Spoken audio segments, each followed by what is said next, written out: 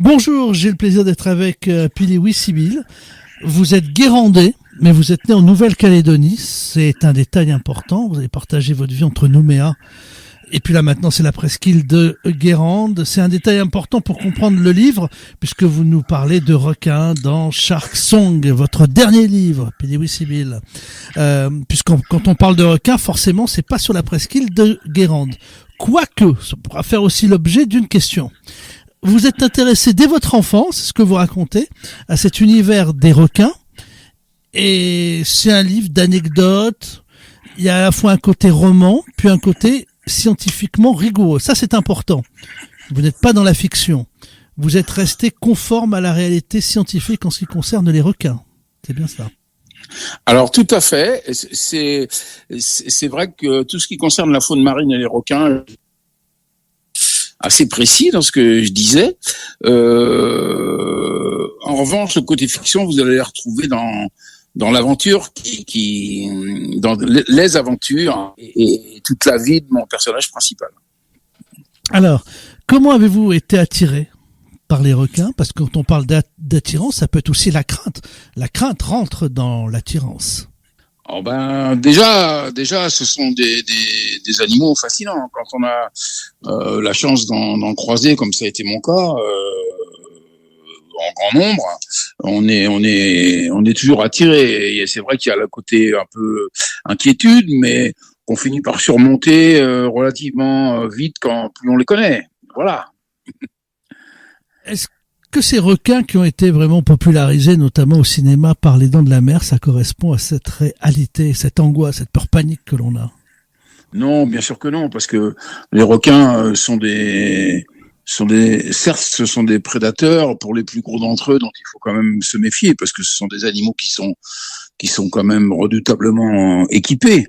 Mais ce sont des animaux circonspects qui regardent le plongeur avec peut-être autant d'inquiétude que le plongeur n'en a, si ce n'est plus. Alors bien sûr, il y a des exceptions, mais qui sont quand même assez rares. Mais évidemment, il y a des situations dangereuses, voire dramatiques. Mais c'est quand même pas la majorité des cas, loin s'en faut. Alors c'est très intéressant ce que vous nous expliquez dans notre rapport aux animaux par rapport à la littérature ou à l'imaginaire. Je vais faire un parallèle avec les ours. On nous présente les ours presque comme des chiens, des animaux presque comme de compagnie, le gentil ours, etc., que l'on caresse alors qu'on sait que ceux qui sont féroces et qu'il faut s'en éloigner, alors que la littérature nous présente le requin comme très méchant, alors que vous dites que c'est pas vraiment le cas.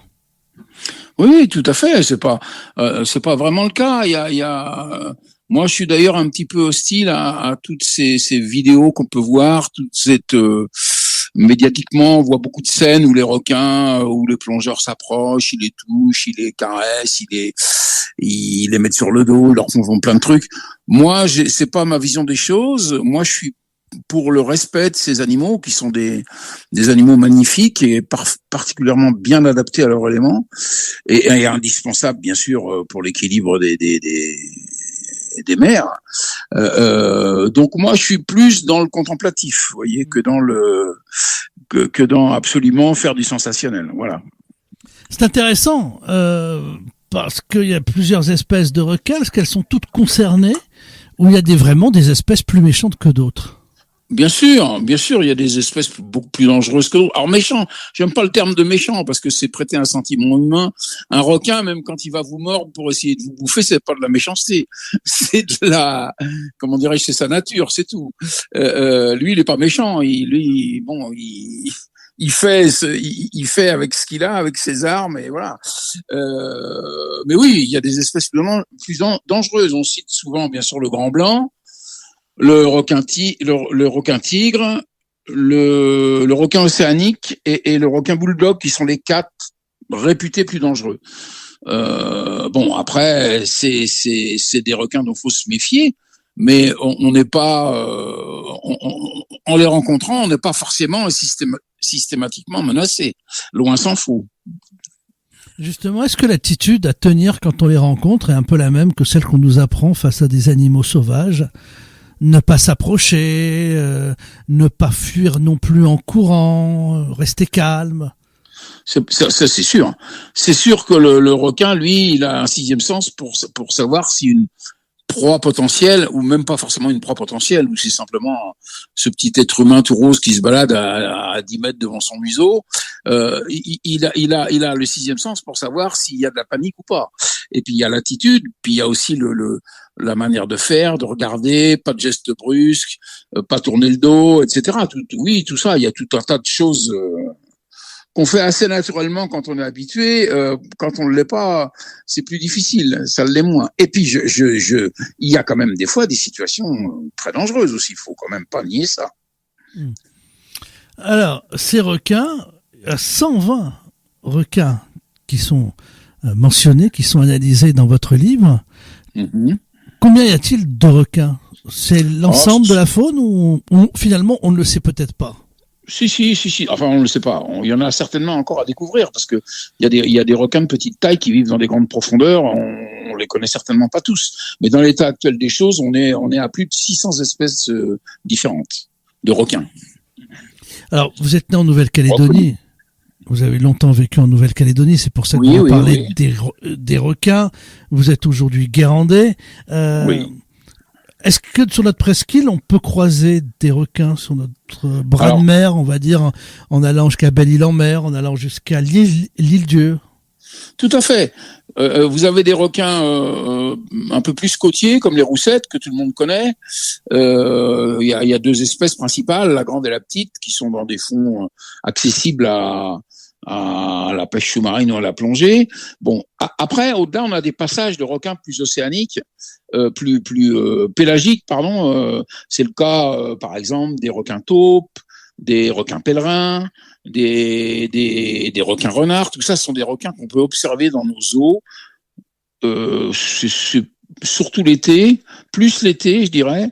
Mais c'est des requins qui sont observables, mais plus loin de la côte en général. Ce sont plus des requins de pleine mer, quoi, on va dire, mais qui viennent de temps en temps folâtrer dans nos eaux.